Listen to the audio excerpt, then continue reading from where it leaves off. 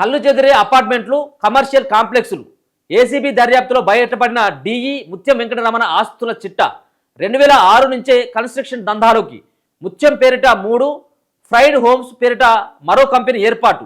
Hitech city పరిసరాల్లో కోట్లు విలువ చేసే భారీ నిర్మాణ ప్రాజెక్టులు. 7 అంతస్తులకు పైగా ఉన్న 10 అపార్ట్మెంట్లు, 2 కమర్షియల్ కాంప్లెక్స్లు. ఎక్కడి నుంచి వచ్చింది నాయన ఈ సంపాదన అంతా? ఎక్కడి నుంచి వచ్చింది అంతా? 100 కోట్ల రూపాయల ఆస్తులట.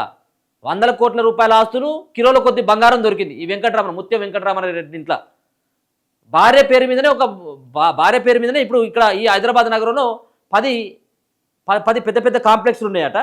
ఒకసారి చూసుకోవచ్చు. దానికి సంబంధించిన వివరాలను కూడా వెల్లడించడం జరిగింది ఏసీబీ అధికారులు. ఇంకా ఇదే కూకట్పల్లిలో ముత్యం కన్స్ట్రక్షన్ రెసిడెన్షియల్ కాంప్లెక్స్. ఇగో ఇది ఏడా కూకట్పల్లిలో. ఇగో ఆంజనేయ నగర్లో కమర్షియల్ కాంప్లెక్స్. ఇగో ఇది కూడా ఆయనది. ఇవన్నీ ఎక్కడి నుంచి వచ్చినాయి?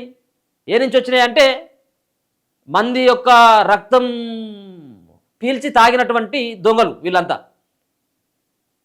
ఏంటంటే వీళ్ళు వాళ్ళ దగ్గర నుంచి లంచాలు తీసుకొని వాళ్ళని పీల్చి పిప్పి చేసినటువంటి దోపిడి సొమ్ముతో ఇవన్నీ కట్టినటువంటి ముత్యం constructions, Mutyam builders and developers, Mutyam and ASNR life spaces, బినామీల పేరిట ఫ్రైడ్ హోమ్స్ ప్రైవేట్ లిమిటెడ్.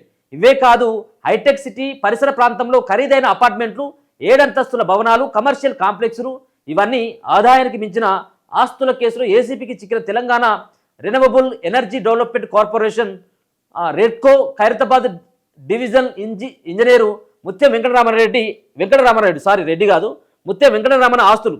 ఇంజనీర్గా సంపాదించిన అవినీతి సొమ్ముతో కొండాపూర్, మూసాపేట్, కూకడపల్లి సహా గచ్చిబౌలి పరిసర ప్రాంతంలో నిర్మించిన 10 అపార్ట్మెంట్లే దాదాపు 200 కోట్లకు పైగా విలువ చేస్తే ఇక్కడనే కుక్కడపల్లి, గచ్చిబౌలి పరిసర ప్రాంతంలో నిర్మించినటువంటి 10 అపార్ట్మెంట్లే 200 కోట్ల రూపాయలకు పైన ఉంటాయట. వీడు అవినీతి అనకొండ కాదు, అనకొండ అనాలన్నా లేకపోతే ఇది ఏమనాలి? దీన్ని ఏం పేరు, కొత్త పేరే పెట్టాలి ఈ దొంగకు. అనకొండ కంటే ఇంకా ఎక్కువ అన్నట్టు. 200 కోట్ల రూపాయలకు పైన ఈ 10 అపార్ట్మెంట్ల విలువే. ఏసీబీ దర్యాప్తులో వెలుగు చూసింది. వీటికి భార్య, మామను, 2 పిల్లలను డైరెక్ట్గా చూపడంతో బినామీల పేరిట పలు ఆస్తులు కూడబెట్టినట్లు బయటపడ్డది.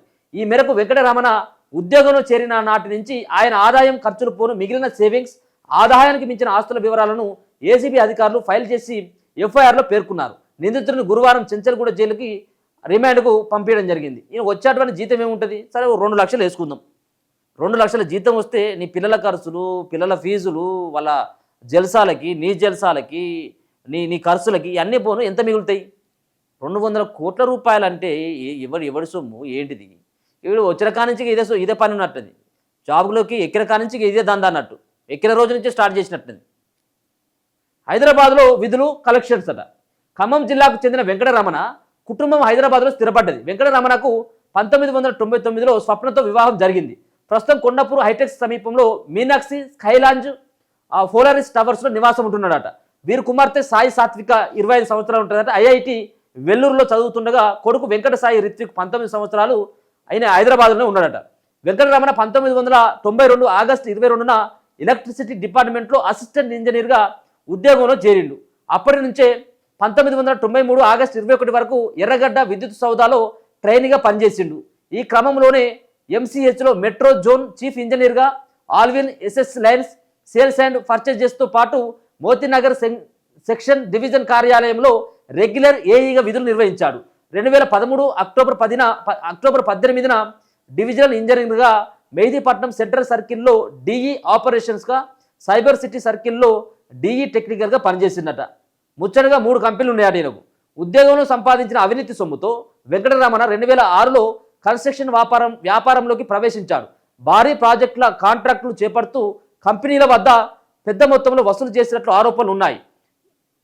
డీఈగా తన పరిధిలో ఉన్న పర్మిషన్లు, బిల్స్ క్లియరెన్స్ సహా ప్రతి పనికి రేట్ ఫిక్స్ చేసేవాడు. ఇలా విద్యుత్ శాఖలో డీఈగా ఇతర హోదాలో పనిచేస్తున్నప్పుడు వివిధ మార్గాల ద్వారా అవినీతికి పాల్పడ్డారు. వీటిలో Mutyam constructions, Mutyam builders and developers, Mutyam and ASNR life spaces private limited పేరిట కంపెనీలను ఏర్పాటు చేశారు. వీటికి ఆయన భార్య స్వప్న, తండ్రి శివరాం బాబును, కొడుకు నిఖిల్ను డైరెక్టర్లుగా అపాయింట్ చేశాడు.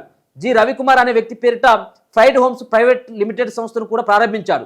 వీటి ద్వారా కుక్కడపల్లి మూసాపేట ప్రాంతంలో 10 రెసిడెన్షియల్ అపార్ట్మెంట్లు 2 కమర్షియల్ కాంప్లెక్స్ కూడా నిర్మించినటువంటి దొంగ. 4 కన్స్ట్రక్షన్ కంపెనీలు 10 అపార్ట్మెంట్ అట.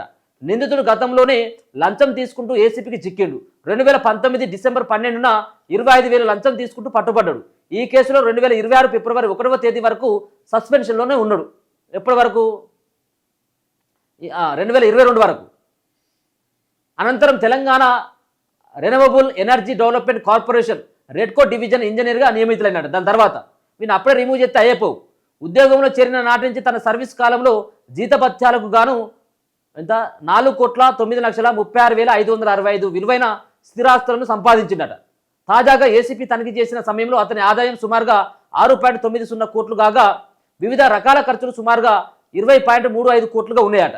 ఆదాయ వివరాలను పరిశీలిస్తే ఆదాయ వనరుల కంటే 17.54 కోట్లు విలువ చేసే ఆస్తులు అదనంగా ఉన్నాయి.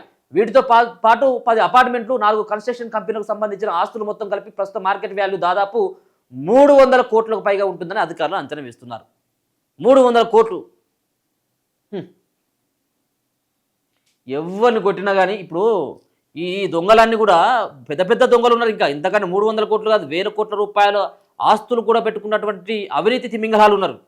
వాళ్ళని కూడా వాళ్ళ భరతం పట్టాలా. ఒకడే కాదు, ఉన్నటువంటి తెలంగాణ వచ్చిన తర్వాత చాలామంది చాలా దగ్గర నుంచి ప్రతి ఒక్క పనికి రేటు కట్టి వాళ్ళందరి దగ్గర నుంచి ప్రభుత్వ భూములను సైతం కూడా పట్టాలుగా చేసినటువంటి కింది స్థాయి అధికారులు, ఎంఆర్ఓ స్థాయి నుంచి ఆర్డీఓలు, కలెక్టర్లు, వీళ్ళు ఉన్నటువంటి సిఎస్ల దగ్గర సిఎస్ల వరకు ఇటువంటి అవినీతిమయమే అయిపోయింది. 300 కోట్ల రూపాయలు ఏ విధంగా సంపాదించవచ్చు?